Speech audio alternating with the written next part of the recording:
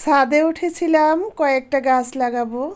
টমেটোর চারা, মরিচের চারা কিছু উঠানে রোপণ করা হয়েছে, বাদ বাকি ছাদে রোপণ করব আমি নিজের হাতে। এদিকে আমার সাহেব দেখেন কোন স্টাইলে সে ভিডিও বানাইতেছে। সে গাছের আগাছা পরিষ্কার করতেছে, ছাদ পরিষ্কার করতেছে, আর সেগুলারই ভিডিও ধারণ করতেছে। দেখেন কিভাবে সে মোবাইল রেখেছে। আসলে আমরা যারা ভিডিও বানাই তারা কিন্তু এভাবে মোবাইল রেখে দেই। ভিডিও করা অনেকেই সহজ মনে করে, যখন একা একা ভিডিও ধারণ করতে হয় তখন কিন্তু এরকমই কষ্ট হয়, যেরকমটা আমার সাহেব করতেছেন। উনি ভিডিও ধরে ওইভাবে রেখে এরপর সে আগাছা পরিষ্কার করতেছে, ছাদ ঝাড়ু দিতেছে। অন্যদিকে এই যে মাটির একটা পাত্রে পানির ফোয়ারা, এখানে পানা জন্মাইছে দীর্ঘদিনের বৃষ্টির পানি, আর এটার মধ্যে পানি জমিয়ে রাখা হয় গাছে দেওয়ার জন্য।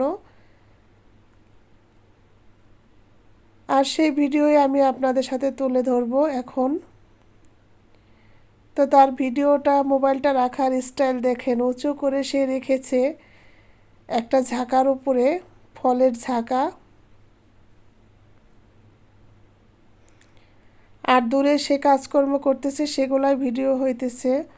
যাদের ক্যামেরাম্যান নেই তারা কিন্তু এভাবেই ভিডিও বানায়, আমিও কিন্তু এভাবে ভিডিও বানাই। যখন আমি রান্নাঘরে বা অন্য অন্য জায়গায় ভিডিও তৈরি করি তখন ধরার কেউ থাকে না, এভাবেই ভিডিও বানাতে হয়। আর যে এটার মধ্যে একটা লিচুর চারা ছিল, সেই লিচু গাছটা সে আমাদের উঠানে নিয়ে লাগাইছে। আর এখন এই মাটিগুলা সুন্দর করে গোবর সার মিশিয়ে এখানে টমেটো চারা রোপণ করা হবে। মাটিগুলা দীর্ঘদিন এভাবে থেকে শক্ত হয়ে গেছে, এজন্য সে মেশাচ্ছে দুই রকম মাটি, গোবর মাটি আর এরকম নর্মাল মাটি। তো এখন আজকের মতো এখানে পানি দিয়ে ভিজিয়ে রেখে যাব। আমি বালতি ভরে পানি এনে এই মাটির মধ্যে গর্ত করে ঢেলে দিচ্ছি দুজন মিলে। এটাকে কালকে আবার ভালো করে কুপিয়ে নরম করে তারপর গাছ লাগানো হবে।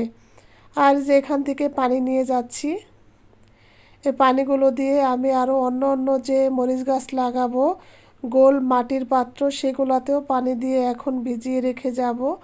অনেক দিন ছাদে থাকার কারণে এই মাটিগুলা করকরে হয়ে গেছে শুকিয়ে। আর ছোটো একটা বালতিতে আমি দুটো মরিচের চারা রোপণ করেছি, সেগুলোতেও পানি দিলাম।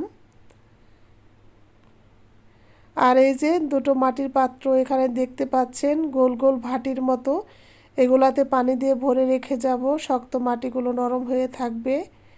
এরপর আগাছা পরিষ্কার করে এর মাঝে আমি গাছ লাগাবো, আর সেটাই আপনাদের সাথে শেয়ার করলাম।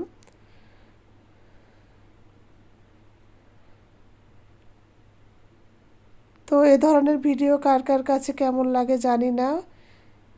প্রতিদিনের কাজ আপনাদের সামনে তুলে ধরার চেষ্টা করি। আশা করি ভিডিওটা আপনাদের কাছে ভালো লেগেছে।